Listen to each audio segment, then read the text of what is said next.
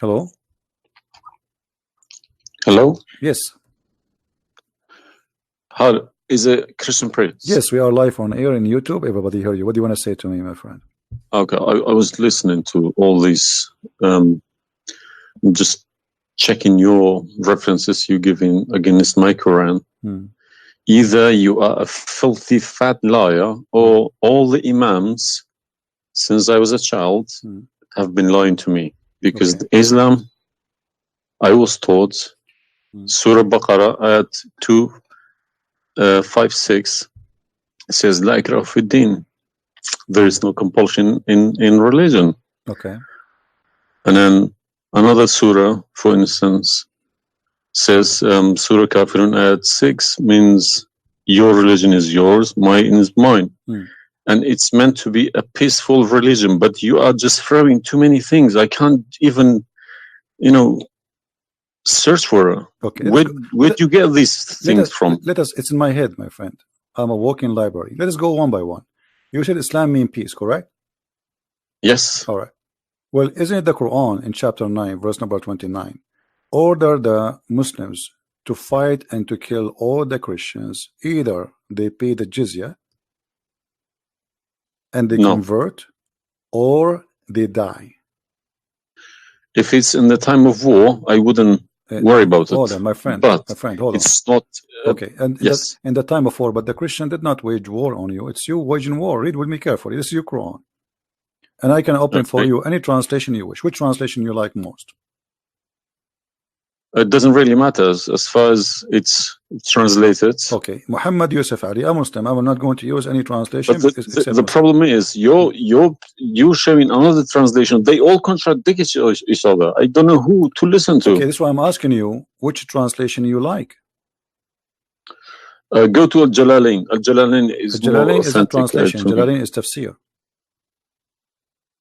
Al-Jalalain is tafsir. Go to Tafsir Al-Jalalain. All right, so we will go to a tafsir Al-Jalalain. Or to be Ibn Kathir. No problem, no problem. Let us go to Ibn Kathir. You want Ibn Kathir? Just tell me what do you want. I'm here. Ibn Kathir, please. Ibn Kathir. Okay, Ibn Kathir. Let us go to Ibn Kathir. Give me a second.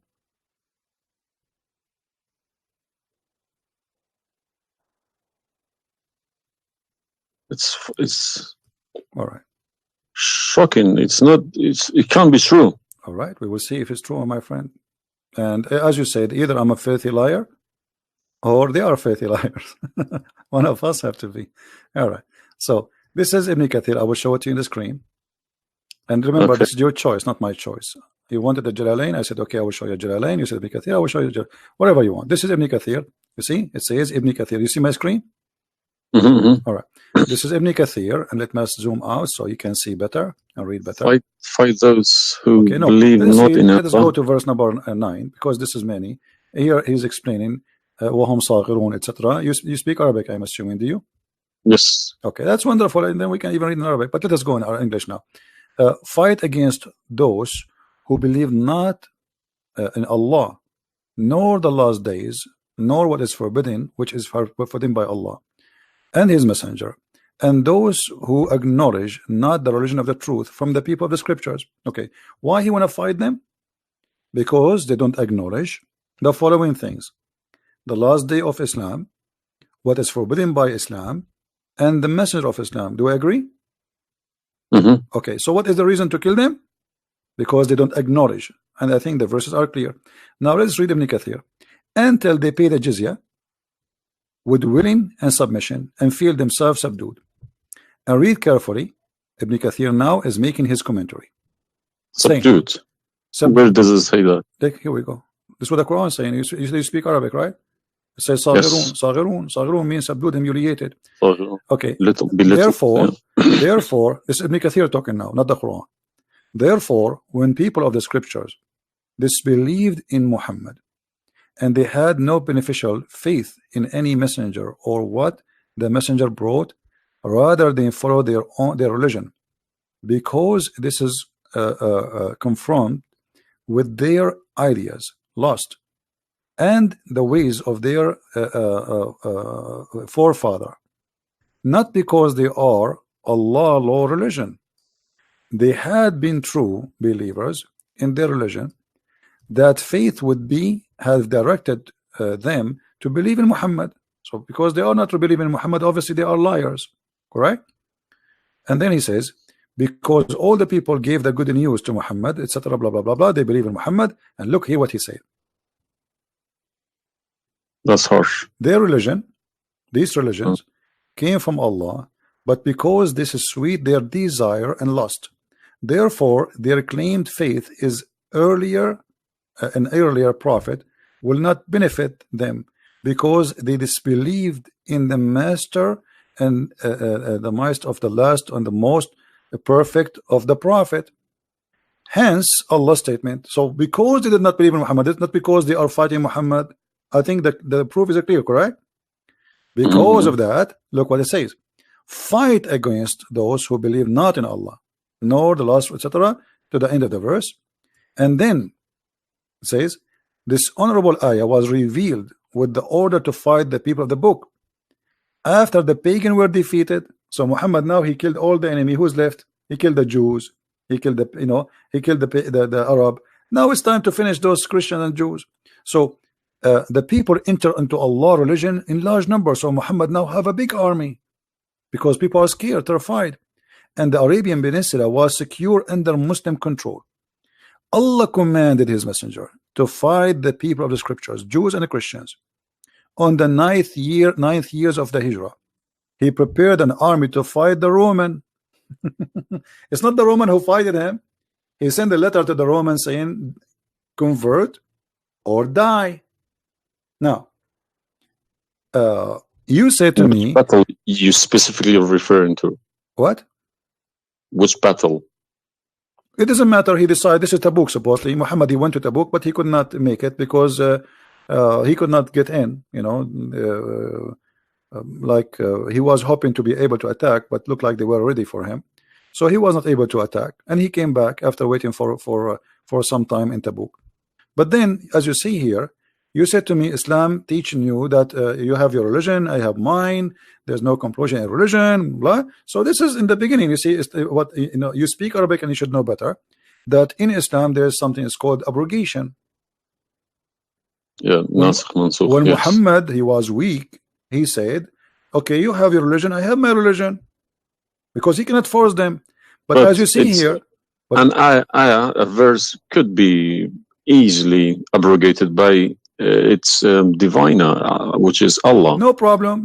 But there's no problem with that. Okay, but no problem. you keep insulting Islam by saying it's a cult. Hold on. Why cult. you are quoting for me? Let me translate a cult for you. Let me tell you what cult is, my friend. Wait. Why you are quoting for me a verse which is abrogated? It's not valid because Al-Kafirun, okay, let me tell you what cult is. and the other verse is not valid. It's abrogated by the chapter of At-Tawbah. Cult is a system. Cult is a system which is personally direct towards someone, a personal figure. Yes. Okay. So if you give me a verse, okay, any verse been abrogated by Allah, it's no problem. But you can never find a verse been abrogated by Muhammad himself. Oh no, you are wrong. I can find it tons. No, you cannot find me a single one. You're just making it up, just throwing too many things. People cannot pick it up. Okay.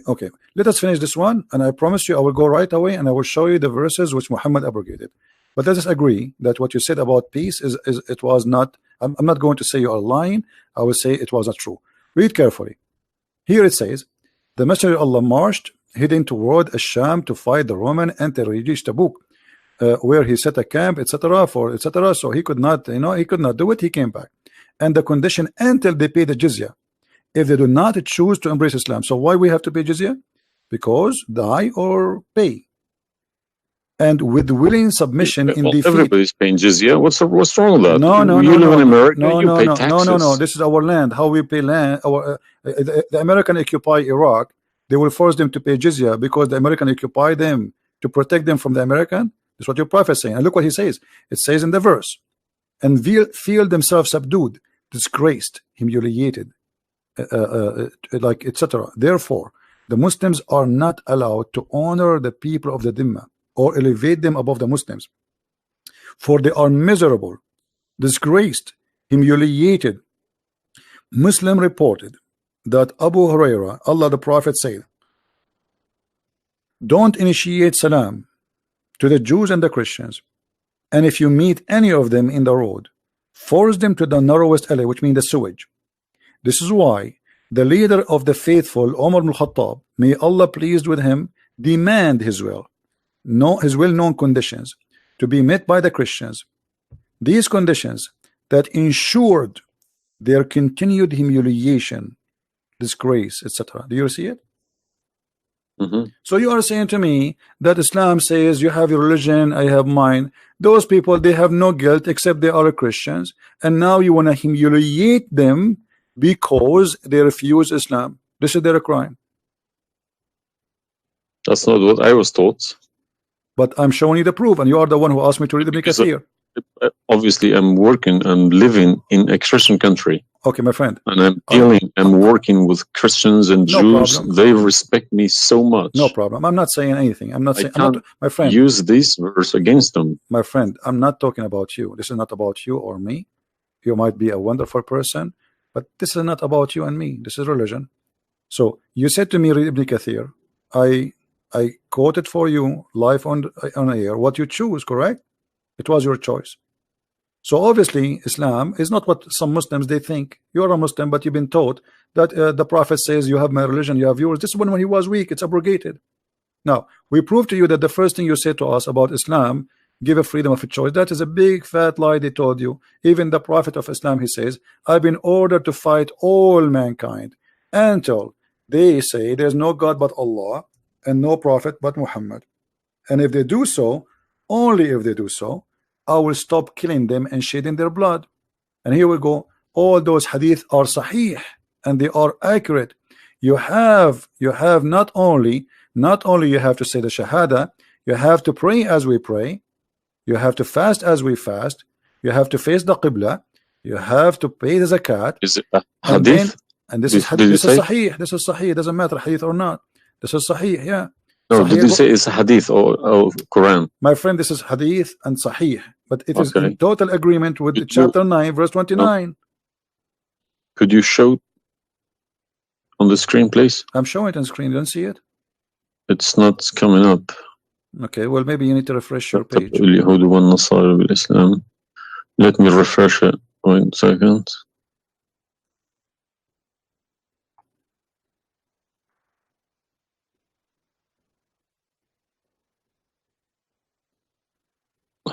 Right. Allah said, I have been ordered to fight the people till they say none has the right to be worshipped but Allah, and if they say so, pray like our prayers, face our qibla, and slaughter as we slaughter, then their blood and property will be sacred to us, and we will not interfere with them except legally, and their reckoning will be with Allah. So what does that mean? What's the Sahih number? 392. Sahih al-Bukhari 392. I go Sunni.com. Let me check. Sorry, I need to check. I don't trust anyone anymore. No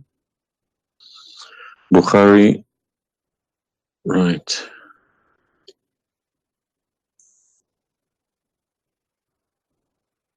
Yeah.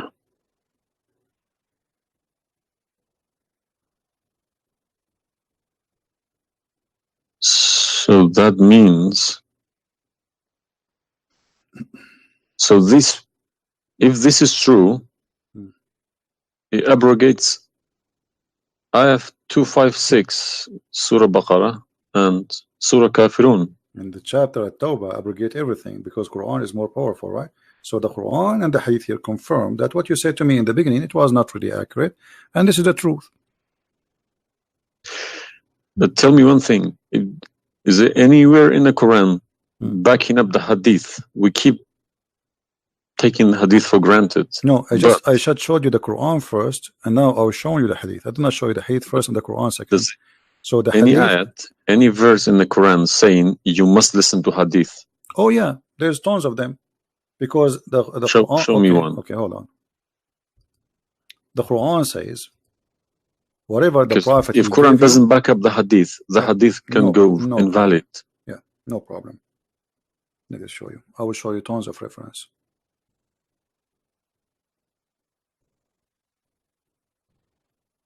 All right. Chapter 59, verse number 7. Whatever the prophet he gave you, you take it. So you take what the messenger assigned to you. Whatever he says to you, you take it. It is an order.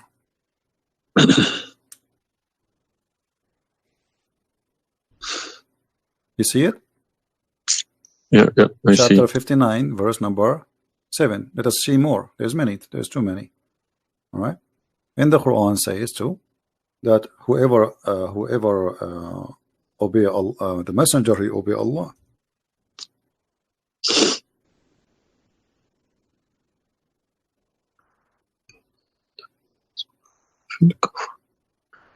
All right. Read with me carefully, please, and you will see chapter 4, verse number 80. He who obey the messenger obey Allah.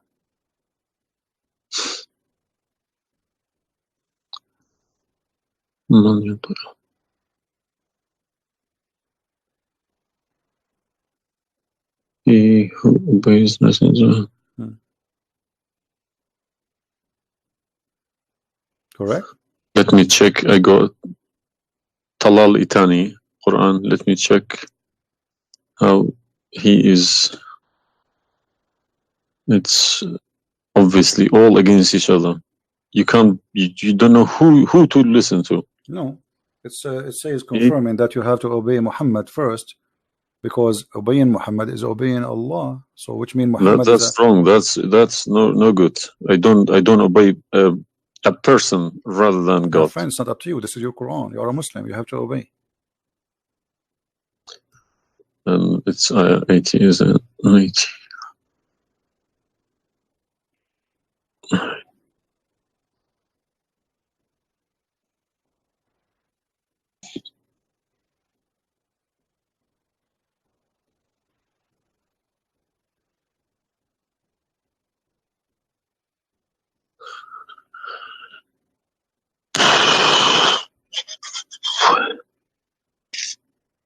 What do you want my help? So you did we confirm this one? No. I can't deny this. Okay. So if was Muhammad a god? He's a perfect god. He's a god, or he's a human like us? He should have been a human. Okay. And because he clearly saying Abdu wa Rasul. Okay. Do human do error and mistakes and commit sin? Was Muhammad a sinner? Was Muhammad a sinner? Yes, he was. Okay, the Quran confirmed that too. Thank you. I make it easy for me. So now, how you can obey a sinner, and by obeying the sinner, me or you? No, or you Muhammad? can obey. You can never obey a sinner. Okay, so it says here, he obey the messenger, obey Allah.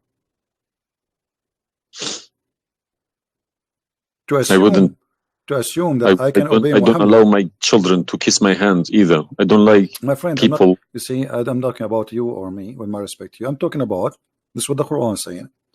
In order to obey Allah, you obey Muhammad first.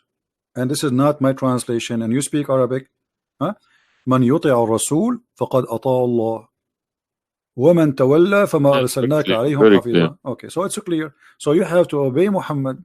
Now, you said to me when we were talking about Ibn Kathir and killing Christians, you said to me there's no single verse in the Quran was abrogated by Muhammad. Is that correct? Yeah. All right. What about the mut'ah? Mut'ah, well, I've read this briefing about Mut'ah. Mut'ah was allowed in Quran. Okay, chapter 4. And Muhammad allowed it too. The same chapter we are reading from, chapter 4, verse number 24. Okay. And do you practice Mut'ah today? No. Why? Because my wife is going to kill me. This is not the question. This is not because of. No, I don't believe Mut'ah is not. No, it's filthy. It's like, okay, to me, Mut'ah sounds like a prostitution business. Okay, thank you. I respect your honesty. You agree that this is a prostitution. So why Allah allowed the Mut'ah? Because mut'a is ujra, it's for you pay money for it. Exactly. Okay, exactly. It's not a free service. It's you exactly. pay somebody to have sex. This is what mut'a means. Exactly. Actually, even Muslim scholars agree that this is about renting a woman, musta'jara.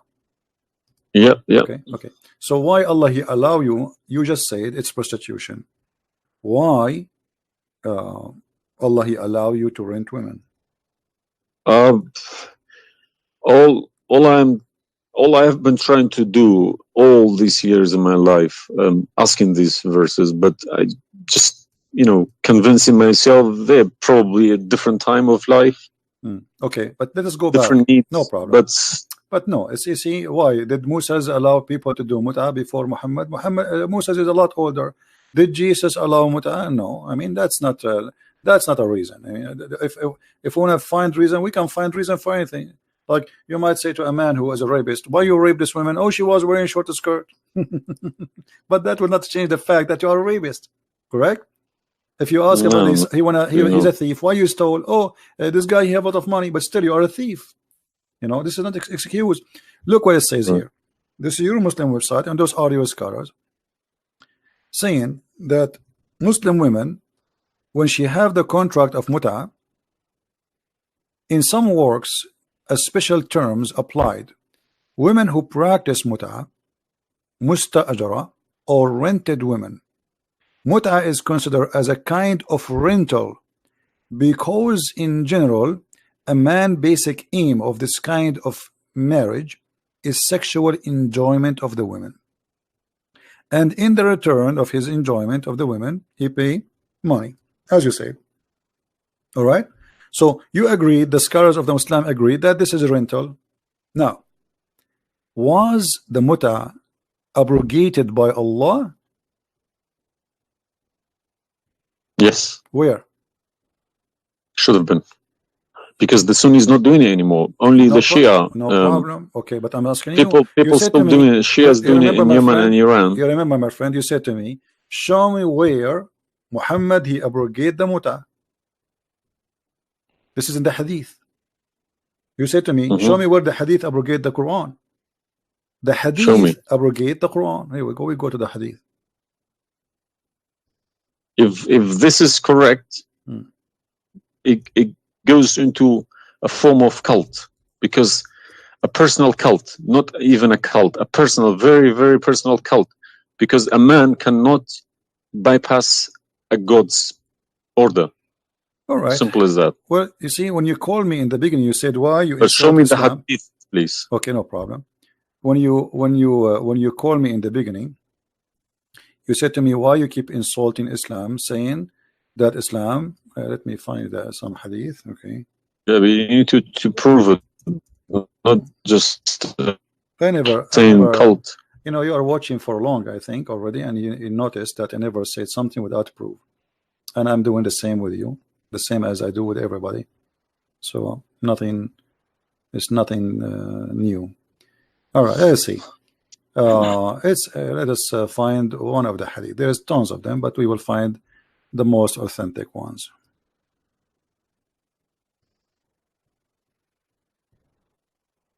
All right. Sahih Muslim or Sahih Bukhari, whatever you wish.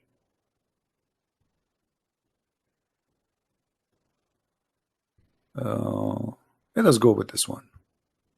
Right in the top. Sahih Muslim, hadith number 1406. You see it? The page? All right. The Messenger of Allah said, O people, I had permitted you to contract mut'ah with women, but Allah forbid it now until the day of resurrection. Where he forbid it? There's no Quran. Muhammad is Allah. This verse. Muhammad is Allah. Abrogated mut'ah. There's no verse abrogated mut'ah. This is hadith. Only yes, hadith. Yes. I have, my friend, 2 years ago, I have confronted an Imam, a very, very big Imam in London, okay? And he gave Surah Nur ayat 33. He said that that action, that mut'ah was abrogated in the Quran. Where? Before Muhammad. Where? Surah Al-Nur, ayat 33. Okay. An-Nur, we will go to An-Nur. All right. Here we go, 24. 33? Yes, Okay. he told me a story about that's Abdullah Saluli. That's false, my friend. There's nothing here have to do with the muta. This is about covering their clothes. What does have to do with the muta? That's false. And you will not find anyone even agree with this. Surah Al-Nur, ayat 33. 33. Okay, 33. All right. Sorry. Okay. So how this is abrogating the muta? Actually, this verse alone should make you leave Islam. This verse legalize prostitution. No. Yeah. Well, read with me. 1 second. Read with me carefully. It says, but force not your slaves for prostitution when they desire chastity, in order that you make gain in the goods, which may make money of this life. But if any of you compels them, yet after that, Allah is all merciful and forgiving. So what the Quran is saying, and I think you speak Arabic, you speak English, so it's very clear that if they agree with you, you can do prostitution. Force them not. Force them not to do prostitution. He did not say prostitution is forbidden. Force them not. Huh? لا تكرهوا فتياتكم على البغاء إن أردنا تحصنا. Force them not. Okay, so if they agree, it's okay. And if you force them, Allah is all merciful anyway. And we're in this verse is saying that, you know, a muta is abrogated by this verse. There's no Muslim in the world believe in this.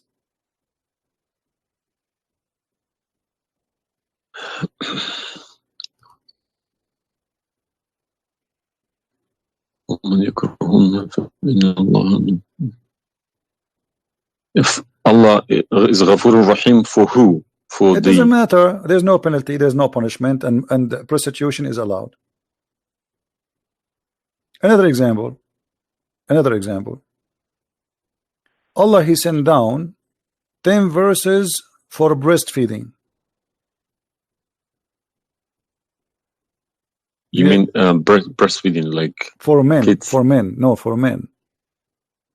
Would you breastfeeding for what? For men. Allah, He allowed Muslim women to give their breast to a strange man to suckle them 10 times. What, in the Quran? My friend, this is in the Quran, yeah. This was in the Quran, but it's not in the Quran no more. And the wife of Muhammad, she used to order any man who want to enter upon Aisha to suckle the nieces or the sisters of Aisha. Read with me carefully. Yahya related to me from Malik, from etc. from that Aisha, the mother of the believer, sent him away while he was being nursed to her sister Kalthum bintu Abi Bakr as-Siddiq, and he said, suckle him 10 times so that can come to see me. Okay, I want to ask you, where is this chapter, where is this verse in the Quran now? No, you can't see anything in like that in the Quran. Okay, where it is? I don't know. You tell me. I will tell you, no problem. If it's nowhere, if it's not in the Quran, it doesn't exist. No, it exists. But what happened, a goat did eat it. So we can say in this case, it's not really Muhammad who abrogated this, it was the goat. Read with me carefully. The verse of stoning to death and stoning and breastfeeding for adult 10 times was revealed, and the paper was with me under my pillow. When the messenger of Allah died, we were preoccupied with his death, and a tame sheep came and ate it. Down there it says, these verses were abrogated in recitation, but not in ruling. How you can abrogate something in recitation? I mean, this is funny. This is shocking, not funny. Well, for me, it's funny. It's stupid too. Stoning and breastfeeding, not just one. Yeah. But this meant to be memorized, okay? No, it's not. That was the time when the Quran was not written. My friend, all the Quran at that time was memorized anyway. So when you say meant to be, did Allah says to you which one you memorize, which one you write down? No, He gave you Quran, and then later Uthman, he decided what to write down. And as you see, even the goat ate what is written. It was not meant to be memorized. It's written, and it was under the pillow of Aisha, which is the pillow of Muhammad. So it's meant to be written. This is why the goat ate it. Otherwise, if it's only memorized, well, the goat will not be able to eat something memorized.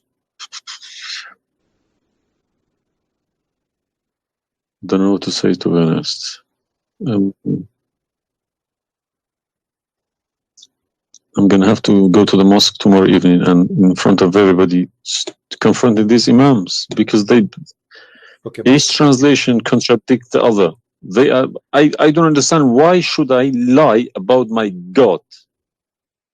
If you can challenge my God, I don't need this God. If a Christian prince, an Arab from nowhere, could challenge my God, I don't need this God.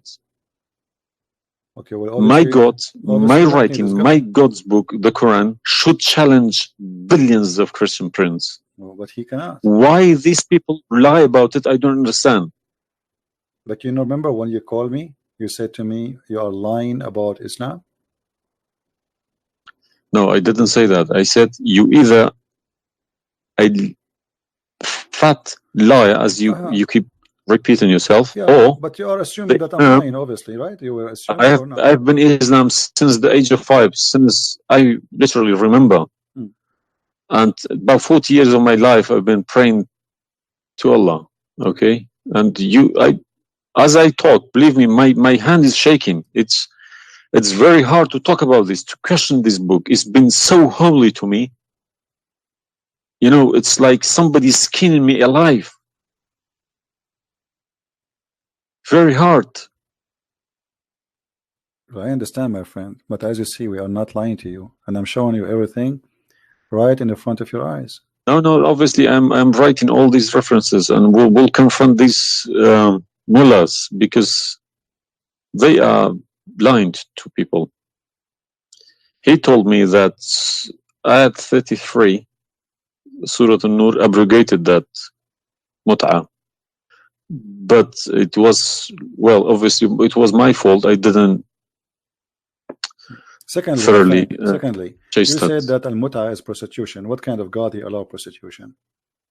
Mut'ah is more than prostitution. Yeah, so what the point of allowing prostitution? I mean, a man, he wanna have sex, go and get married. Mut'ah, no, mut'ah was not for money. Prostitution these days is for money. Some prostitutes take for money, and you are the one who said that. You said to me, prostitute at the time was for a kilo of grain or rice. It's the same. If that was true, my friend, it's the same. If you give somebody a return for sleeping with you, that is prostitution. You know, it can be from God. Product and reward can be changed. Like maybe today you can send pay by credit card, but that will not change the fact that it's money, right? Yeah. If a woman she sleep with you because if a woman money for sex is very bad. If a woman she sleep with you because you bought her a gift, whatever, this is prostitution. You know, it's product. Obviously it says, I showed you even the Islamic reference saying that this is renting a woman for the exchange of sexual pleasure. That's why it's called mut'ah. Mut'ah means pleasure, correct? But how could let's say let's I admit this one. How could Muhammad know about all these facts about the universe? Like what? And this ayat 30 in Surah Anbiya, he talks about the Big Bang, how the earth was created. I think it's Surah Anbiya ayat 30. You don't need to tell me, don't worry about it. This is why I'm a Christian prince, my friend. Okay. If we go to the verse, it's chapter 2. We will find the following.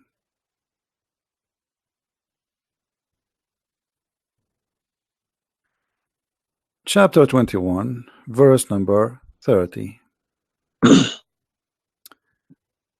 Right away you will see in the beginning that there is something silly and stupid in the verse. Read with me the first line, please. Can you read it for me? Yeah. Okay. What it says?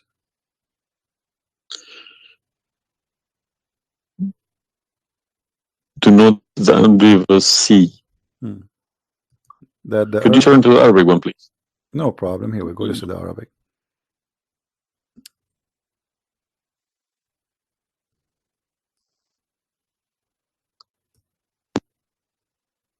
أولم يرى الذين كفروا أن السماء والأرض كانت رتقا ففتقناهما. Did you notice with me what is a stupid mistake there? You are the one saying to me. Yes, it's a mistake. Yara, it can't be Yara because you can't see what happened you are back a smart there. person. Thank you. Here we go. Guys, ago. how this is a scientific discovery, and he is saying, don't they see? Yara. Okay, so what he's talking about? They are talking about that the Arab at that time believe that Allah, he raised the sky up. It was together and he raised them up. Where is the Big Bang? It says that the earth and the sky were joined together, which means there was earth and there was a sky. This is not what the Big Bang is saying. I don't believe in the Big Bang, by the way, but I'm going with you. So there is earth, there is a sky, or what we did, we split them.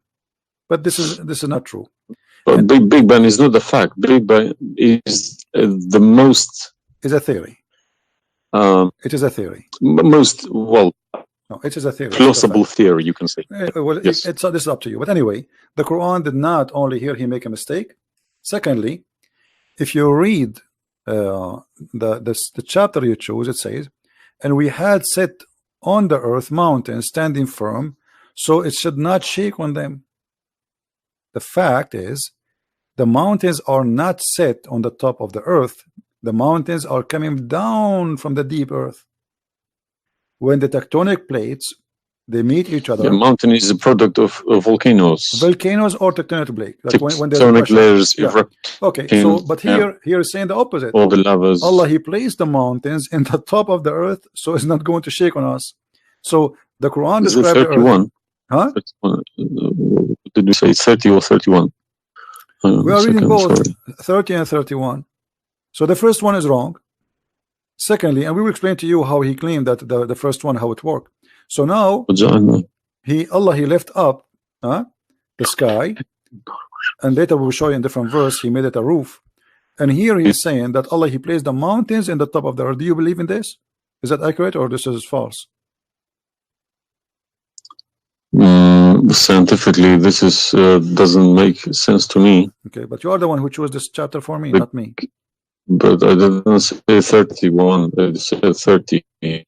No problem. So 30 and 31, they complete each other. If this is a mistake, we have set on the earth, mountains standing firm. And the purpose what? They will not shake on us. Japan is a country have between an average of 800 to 2,000 earthquake a day, and it's all of it is mountains. Actually, the reason they have mountains because there's earthquakes and volcanoes and etc. So here Muhammad he exposed his fabrication. Now read with me carefully. And we made the heavens as a canopy, well guarded. Is that the atmosphere? No, I'm shocked now. Well, is that because I heard Muslims saying that this is the atmosphere? Yes, they are right, because the translation they get, I'm afraid, in other languages like English. So does it sound like this is the atmosphere? No. What the Quran is speaking of, that shaitan he try to spy at Allah, and Allah will shoot the shaitan by a star. Is that correct?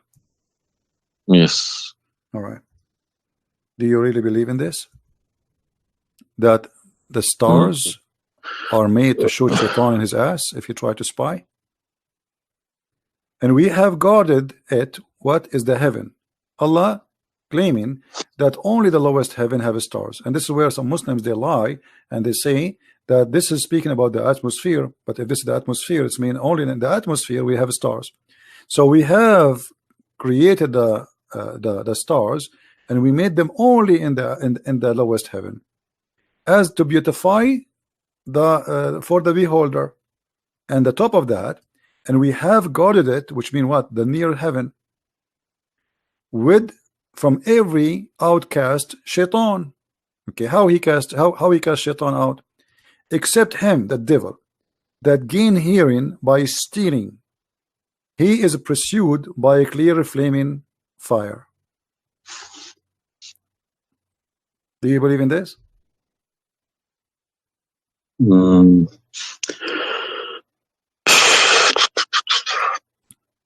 How Allah shoot shaitan? Muhammad, he captured the shaitan, he tied him up in the column of the mosque. So such a small tiny creature, Allah, he will shoot a star to do what? So where do you get this translation from? Who cares? You speak Arabic, you can change translation. Chapter 15 verse number 18, 17, 16. You can read in Arabic. إلا من استرق السمع. Even the English ones have different. Everyone translated it because they lie. Because simply many of them, what they do. Yeah, that's what makes me very angry about it. Yeah, they lie in order to make you deceiving people. I feel sorry for those innocent Muslims coming here and swearing at people. But remember, you said to me, either you are a big fat liar, so you were not far away from them just 15 minutes ago. You thought I am a fat liar. You yourself. Yeah. So what do you think? Is that from God or this is stupid? And then here he says, and the earth was spread out. وَالْأَرْضُ مَدَدْنَاهَا.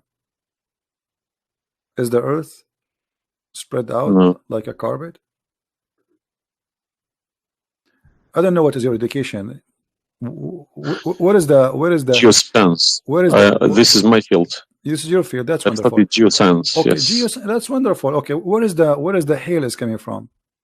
Because listen, the beginning elements were hydrogen. Okay, so Surat Anbiya. I'm thinking of if God meant He separated Earth from the skies.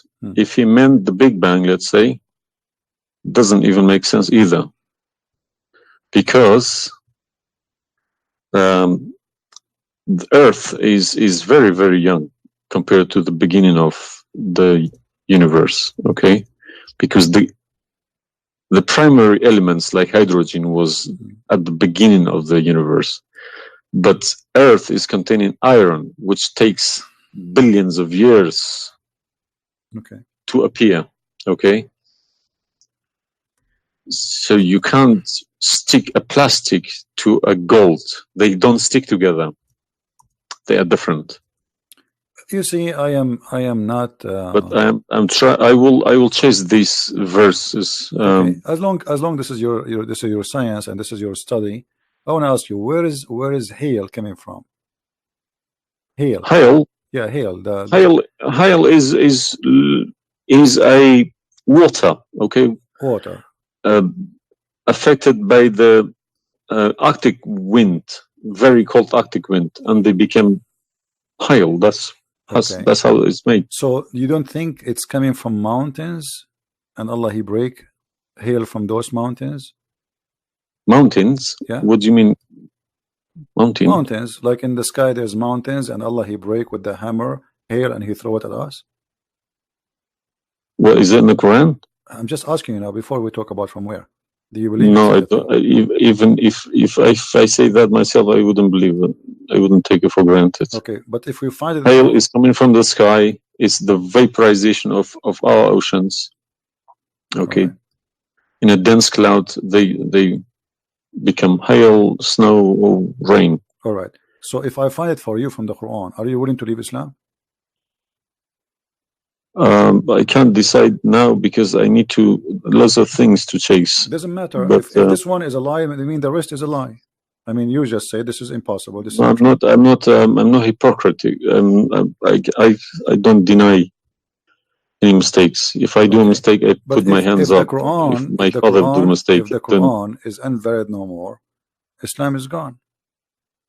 Chapter 24. You are the one who asked me. If these are true, my friend. Yes, okay. I denounce Islam. All right, that's wonderful, guys. He said he promised he would denounce Islam.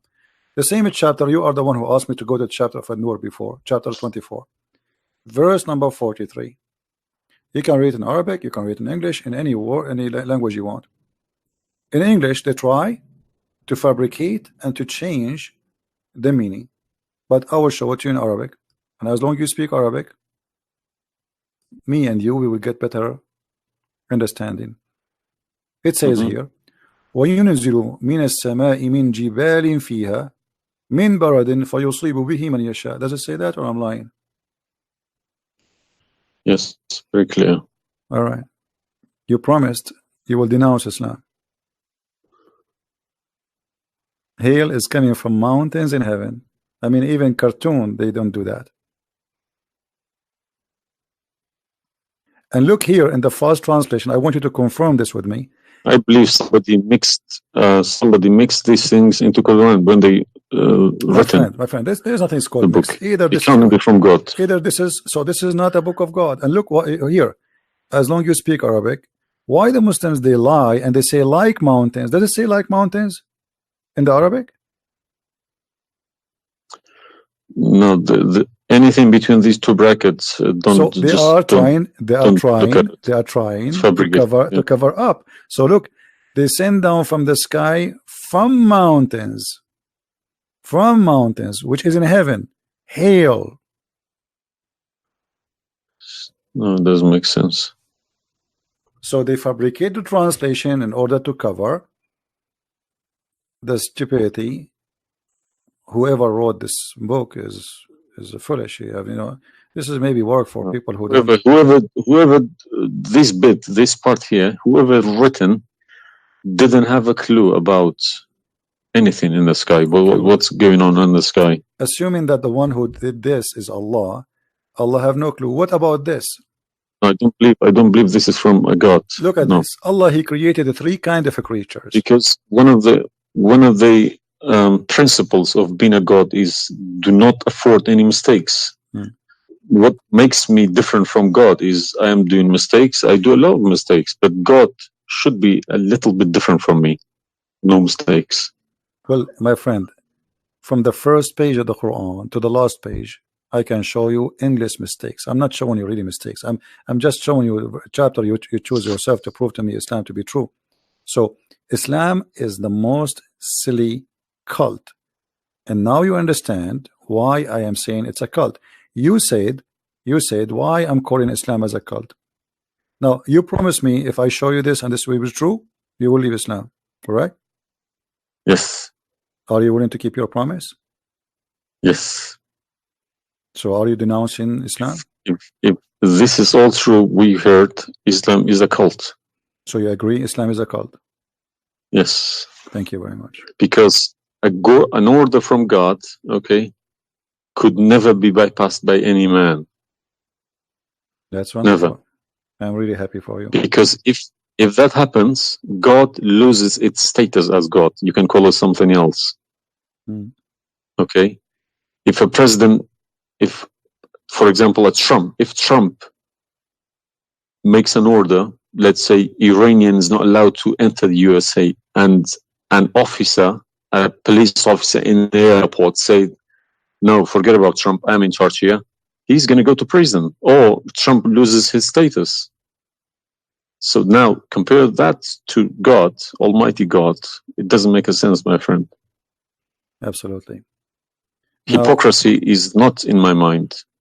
I listen to reality. I listen to proof, evidence. But you know, you as a person who, like today, after this moment, you are a Muslim. I cannot call you a Muslim no more.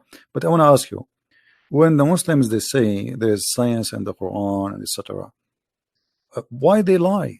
Why they fabricate things?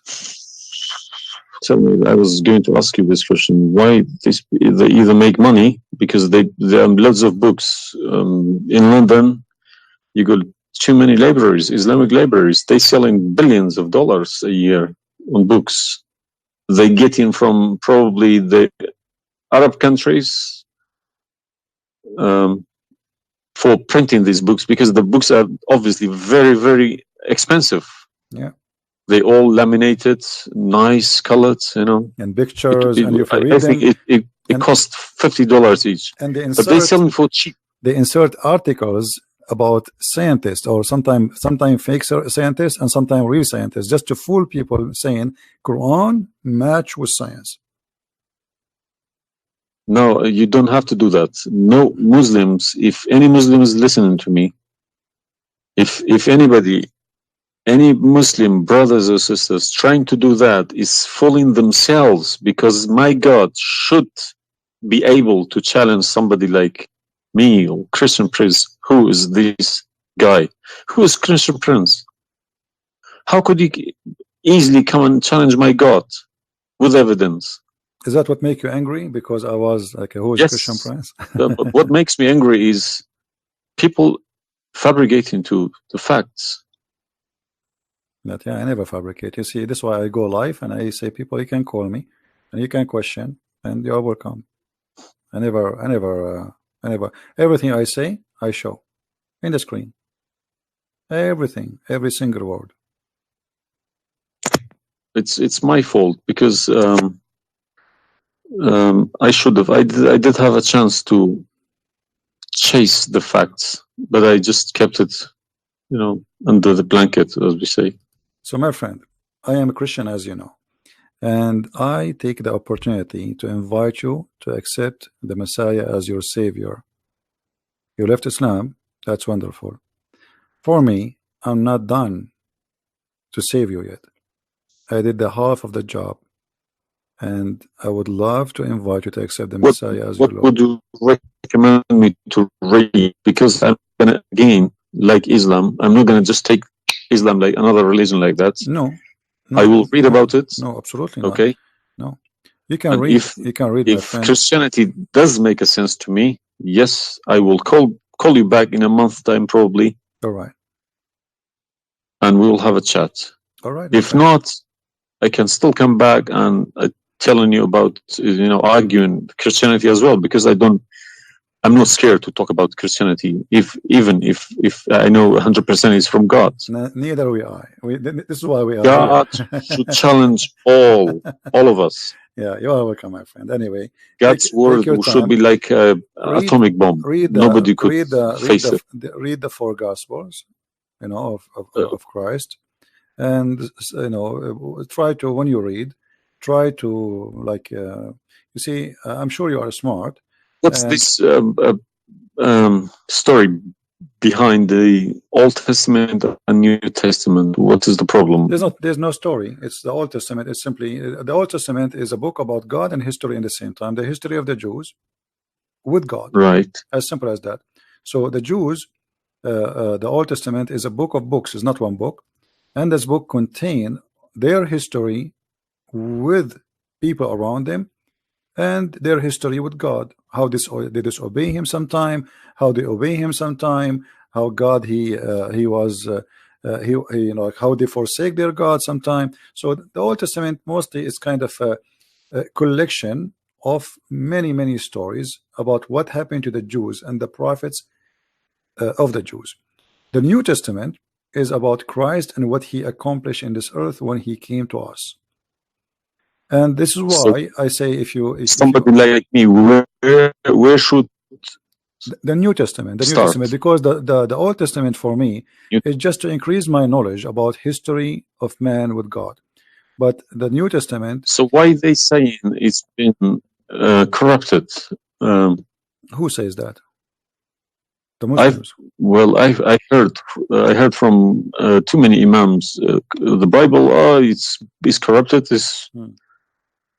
You see, the imams, this is the problem, is the imams you remember when you called me, says either you're a big fat liar.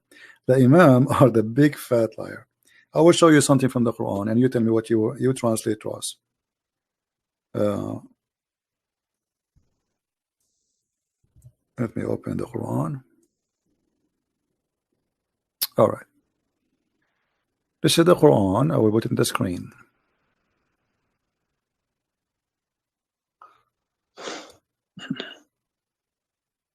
What مصدقا لما معهم mean?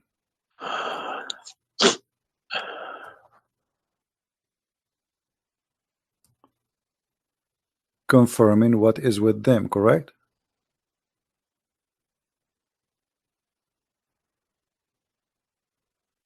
need to refresh. And when they come to them, and when they came to them.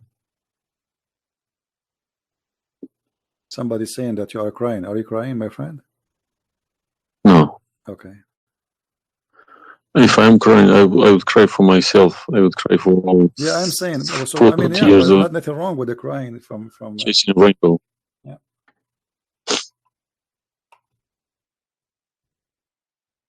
I'm crying for my childhood. I'm crying for my youth. Oh, you are crying then. Okay, I understand.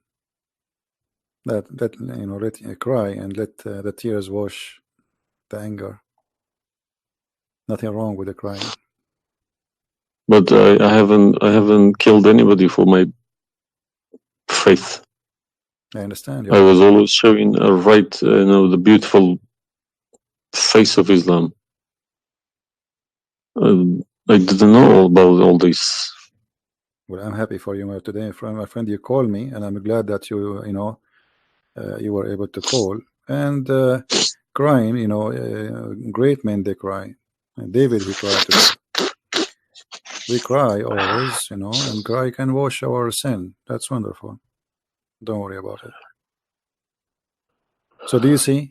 They said to you that the Bible is corrupt, but the Quran says, and this is the Muslim translation, which is strange that this translator here is not being hypocrite too much.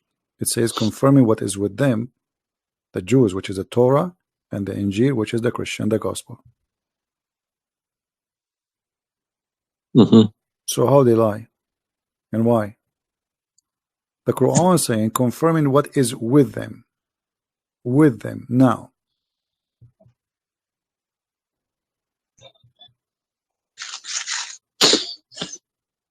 Yeah, I see. They lie to you, my friend. They are a bunch of liars.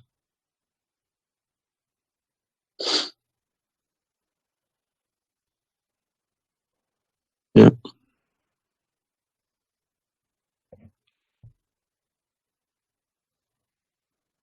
Anyway, I'm not going to put too much pressure on you. I can tell you are crying, and we are, all the Christians there, they are praying for you. Well, thank you very much for all this written everything. I will have a chat with some Imam. Well, what about if they have? What about you challenge them to come and debate me? Let us make a challenge. If they Yes, dare. that's what I was going to say. Yes. Yeah. Let us see if they dare to do it, and you will see they were never there. Yeah. They will never. The only way they will come to debate me, if you don't tell them, Christian Prince, don't tell them who I am. Tell them I will call this guy and you debate him live. If you tell them this is a Christian Prince, that will never happen. Okay, thank you very much. You're welcome, my friend. We are happy for you, and I ask all the Christians in the chat. We have more than 1,000 people. They are listening. Please pray for this gentleman. I do not know your name, by the way, but you don't need. My name is Muhammad. Muhammad. Yes. Guys, pray for our brother Muhammad. And this is the beautiful thing about Christianity. Even if your name is Muhammad, still you are beloved by the Lord, the Messiah. And I hope soon you will see the truth, and the truth will set you free. The Messiah, he said, I am the truth, which means there's no other truth except me. So I pray to the Lord that he will bring you to the truth, and you will be free. You will not be a slave of Allah. I beg my Muslim brothers and sisters to stop swearing, writing dirty messages. Chase the evidence. Chase your own book. Do not swear at anyone. Swear at the Imams who lie to you every day. With a big smile on the face. They lie to you and they smile. I always notice that. When they have a big smile, they lie something very big. They lied about something very, very big. All right, my friend. Because how can I lie about God's words? How can I change God's words? If I know this is from God, I wouldn't dare to change it. But I believe these people don't even believe in God. If you believe in God, you wouldn't dare to touch His word. And what kind of How can you God? fabricate? What kind of God he can protect his book? How the Muslim they say that Allah is the one who sent the Injil, and then the Injil is corrupt? I mean, this is an insult to their God. You know what I mean? It's silly. You buy a BMW from BMW with 3 years warranty. They say if you fabricate anything, your warranty will expire because we made this car. Nobody can, find a mistake. So how about God's words? How could you fabricate God's words? You can't even fabricate your BMW. How he allowed them.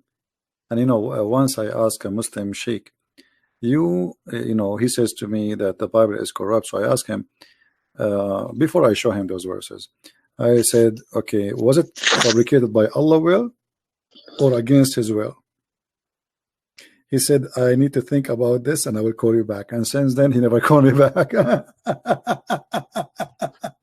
Yeah, happens to me when I ask too many questions, to be honest. When they ask too many questions, they try to, not to see me. They pretend to be busy. They calling me back. They give me a call. They have appointments, this and that. But it's just running away from the facts. But you see, as long as you notice that they are fooling around, why you were not sure? I mean, why you waited all this time? I mean, you notice that there is something fishy. Yeah, because I wake up in the morning, 5 o'clock in the morning, I go to work. They don't work. They never work. They make easy money. That's why. All right. That's why this is a good business for them. That's why I believe that's why they lying about it. They want to keep the business. I'm happy for you, my friend, that you decide to leave Islam. Thank you very much for everybody. You can call me anytime you wish. Feel free, and I will be happy. I appreciate that. All right. Thank Take care, you, my friend. God bless. Take care. Have a good